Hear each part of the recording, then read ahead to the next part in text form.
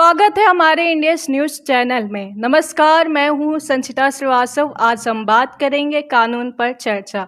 आज हमारे बीच खास मेहमान मौजूद हैं जो कि एक एडवोकेट हैं और आप वकील भी कह सकते हैं। तो आइए हम आपको परिचय करवाते हैं सर से। सर, सबसे पहले आपका बहुत स्वागत है हमारे चैनल में। आप दर्शकों को अपना परिचय दें। हमारा नाम ताजिम अंसारी है और मैं इलाहाबाद हाई कोर्ट में एक अधिवक्ता के रूप में प्रैक्टिस करता हूँ और रहने वाला मैं आपके करीबी आपके ही ज़िले में सैद राजा जगह पड़ता है, वहीं का रहने वाला हूँ और फ़िलहाल मैं इलाहाबाद में ही रह करके वहीं प्रैक्टिस करता हूँ। तो चलिए, सबसे पहले मेरा सवाल ये है कि आपने वकालत को ही कैरियर के रूप में क्यों चुना? वकालत को ये कह लीजिए कि हालांकि मुझे ये तो वकालत करियर के रूप में नहीं चुनना था, लेकिन कुछ ऐसे चीज़ रास्ते में आते चले गए कि हमें वकालत ही चुनना पड़ा, क्योंकि इस समय का माहौल ये चल रहा है कि अगर कोई फंस जा रहा है तो बहुत दिनों तक उसकी ज़मानत नहीं हो पा रही है, बेल नहीं मिल पा रहा है। लोग कोर्ट कचहरी के चक्कर और इन सब चीज़ों को लेकर के बहुत ज़्यादा परेशान हो गए थे। तो हमने सोचा कि इस फील्ड में आकर के कुछ तो किसी की हम मदद कर सकते हैं, तो हमने इसको अपना प्रोफेशन बनाया। सर, आपकी कानूनी शिक्षा और शुरुआती संघर्ष के बारे में कुछ बताइए। हमारी कानूनी शिक्षा के बारे में तो हमने क्लास 8 तक और 10 तक तो हमने यहीं अपने ज़िले में ही पढ़ाई की हुई है। उसके बाद हमने ग्रेजुएशन अपने महात्मा गांधी काशी विद्यापीठ बनारस से किया हुआ है और वहीं से हमने लॉ की डिग्री ली। कचहरी में प्रैक्टिस किया बेसिक नॉलेज के लिए कि कम से कम कोई अगर पेपर हमारे हाथ में आता है तो ये नॉलेज हो जाए मुझे कि इसे ही एफआईआर कहते हैं, इसे ही चार्जशीट कहते हैं, या फिर यही मतलब हमें ये जानकारी मिल जाए कि यही पेपर होते हैं इन सब चीज़ों के लिए। तो हमने 1 साल जो है कि कचहरी में प्रैक्टिस किया चंदौली। उसके बाद फिर मैंने इलाहाबाद हाई कोर्ट में ज्वाइन कर लिया और अभी वहीं प्रैक्टिस कर रहा हूँ। ये है कि संघर्ष क्या, अभी तक तो संघर्ष ही चल रहा है और एक फर्स्ट जनरेशन लॉयर होने की वजह से अभी बहुत दिनों तक संघर्ष करना पड़ेगा। तो संघर्ष तो लगा रहेगा, लेकिन संघर्षों से हारना नहीं है।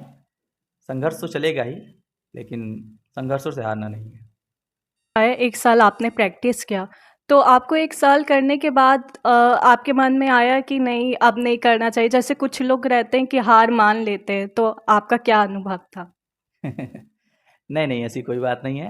हार तो अभी मैं बैठ के हम लोग बात कर रहे थे स्टूडियो में, तो ये बात हुई ना कि बीच में हमारी थोड़ी तबीयत ख़राब हो गई थी, तो मैं 9 महीने तक प्रैक्टिस नहीं कर पाया था।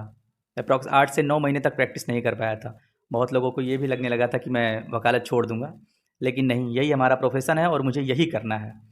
तो ये कंटिन्यू रहेगा और जब तक लाइफ़ रहेगी, वकालत ही होगी हमसे। क्या आपके में जुनून है कि इस फील्ड में निकले हैं तो करके ही दिखाना है, हाँ। हमेशा इसी में रहना है? तो चलिए, कोर्ट में बहस की तैयारी आप कैसे करते हैं? बहस की तैयारी के लिए जैसे अगर हमारी कोई बेल लगी हो, तो पहले हम फ़ाइल लेकर के उसकी ब्रीफ बनाते हैं कि सिंस जेल कब से हैं वो, और मतलब वो जो भी उसमें टॉपिकल चीज़ें होती हैं, किसके बयानात हुए हैं उसमें, और क्या-क्या चीज़ें उसमें जो हम एक जज साहब को कन्विंस कर सकते हैं उससे कि लॉर्डशिप हमसे कन्विंस हो जाए उन सब चीज़ों को लेकर के। और जो बेसिक चीज़ें पूछी जाती हैं, इलाहाबाद हाई कोर्ट में अप्रॉक्स आपको एक बेल के लिए 2 ढाई मिनट का ही वक्त मिलता है। वक्त मिलने का मतलब आप वक्त ले सकते हैं, लेकिन जितने कम टाइम में आप किसी चीज़ को डिफ़ाइन कर दें। हालाँकि फ़ाइल तो बहुत मोटी होती है, सारी चीज़ें तो डिफ़ाइन नहीं हो सकती हैं, लेकिन कुछ ऐसी चीज़ें होती हैं जिसको आपको तैयार करके जाना होता है। तो उसकी हम लोग एक ब्रीफ नोट बनाते हैं पहले, और उसके बाद फिर उसकी आर्गुमेंट होती है। एक वकील की क्या ज़िम्मेदारी होनी चाहिए समाज के लिए? आपकी क्या राय है? देखिए, एक वकील की ज़िम्मेदारी को अगर आप लेके चलती हैं, तो वकील अपने आप में एक खुद ही ज़िम्मेदार व्यक्ति होता है। अगर वो अपनी ज़िम्मेदारी लेकर नहीं चलेगा, तो जो उनके ऊपर विश्वास करके अपने घर वालों का या अपना कोई भी काम उनको देते हैं, जैसे अगर बाय द वे किसी ने हमें बेल कराने के लिए दिया है वो निर्दोष है या दोषी है, इससे कोई फ़र्क नहीं पड़ता है हमारे लिए। जब हमारे पास कोई काम आ गया तो हमारे लिए ये हो जाता है कि प्रायोरिटी पहले ये है कि हमारे पास जो आए हैं उनको मैं अच्छे से अच्छा रिस्पॉन्ड दूं, और यही विश्वास बना रहता है तो लोग आपके पास आते हैं। कि अभी 12th के बाद जो स्टूडेंट्स है BL LB कर रहे हैं, जो वकील एडवोकेट बनना चाहते हैं, तो आप उनको क्या सलाह देंगे कि वो कैसे आगे के लिए प्रैक्टिस करें? सही है, आपने ये अपने एक अच्छा क्वेश्चन किया है। देखिए, वकालत के लिए सबसे पहले तो आपके ऊपर एक जिम्मेदारी होती है कि अगर आप एक वकील बनने जा रहे हैं तो अपने आप को इस तरीके से इस्टेब्लिश करिए कि कोई भी चीज़ हो, ऐसा नहीं है कि पहले हम आपकी बात का ये जवाब दे देते हैं कि सिर्फ BA LLB करने वाले ही वकील नहीं बनते हैं। आप कोई भी ग्रेजुएशन डिग्री ले लें, BA हो, BCom हो, BSc हो, BBA हो, जो कोई भी आप एक ग्रेजुएशन की डिग्री ले लें, उसके बाद लॉ कर लें, 3 साल का लॉ होता है, या फिर आप 5 साल का BA LLB कोर्स कर सकते हैं। अब जब आप एक ग्रेजुएट हो गए और आपने लॉ की डिग्री ले ली, तो उसके बाद फिर आपके ऊपर जिम्मेदारी आ जाती है वकालत करने की, प्रैक्टिस करने की। तो आप जो है कि अब अगर प्रैक्टिस करना चाहते हैं तो आप यूपी बार में रजिस्टर्ड कराइए। उसके बाद फिर जहाँ भी प्रैक्टिस करना चाहते हैं, जैसे आप डिस्ट्रिक्ट कोर्ट में प्रैक्टिस करना चाहते हैं, इलाहाबाद हाई कोर्ट में, या फिर इलाहाबाद ही नहीं किसी और अन्य स्टेट के हाई कोर्ट में अगर प्रैक्टिस करना चाहते हैं, या फिर सुप्रीम कोर्ट में प्रैक्टिस करना चाहते हैं, प्रैक्टिस करने की प्रक्रिया सेम होती है। आप ये चीज़ बताइए। अब उसके बाद जो है जिसके अंदर इन सब चीज़ों को लेकर के उत्तेजना है, वो जहाँ चाहे वो अपना प्रैक्टिस कर सकता है। हाँ, बस एक चीज़ है, ईमानदारी। ईमानदारी आपको मस्ट है, रखना ही पड़ेगा आपको ईमानदारी। अगर आप किसी काम के प्रति ईमानदार नहीं हैं तो आप एक अच्छे वकील नहीं बन सकते। विश्वास है, अभी हमने आपको बताया कि सबसे बड़ी चीज़ विश्वास है।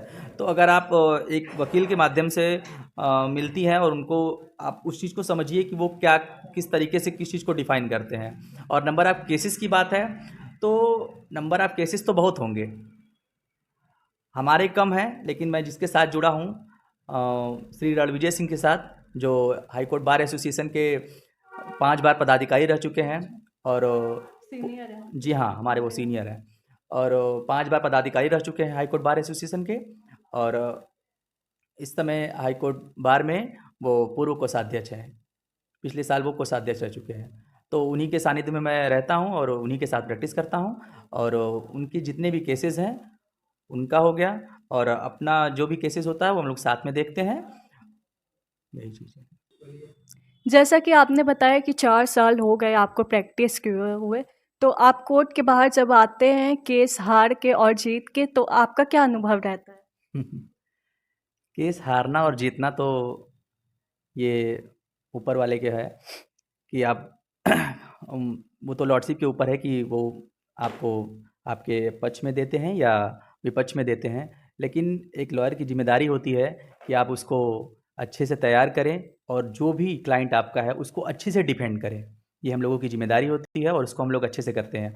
हारना जीतना तो लगा रहता है, कभी हारते हैं हम लोग तो मायूसी होती है कि नहीं, ऐसा नहीं होना चाहिए था, और जब जीतते हैं तो खुशी भी होती है कि नहीं, इन्होंने हमारे ऊपर विश्वास किया तो हम इनको अच्छे तरीके से डिफेंड कर पाए, और यही चीज़ें होती हैं। सर, आपका बहुत-बहुत धन्यवाद हमारे चैनल में आए, अपना विचार और अनुभव हमारे दर्शकों को बताया। हम आशा करते हैं हमारे दर्शकों को आगे लाभ होगा। धन्यवाद।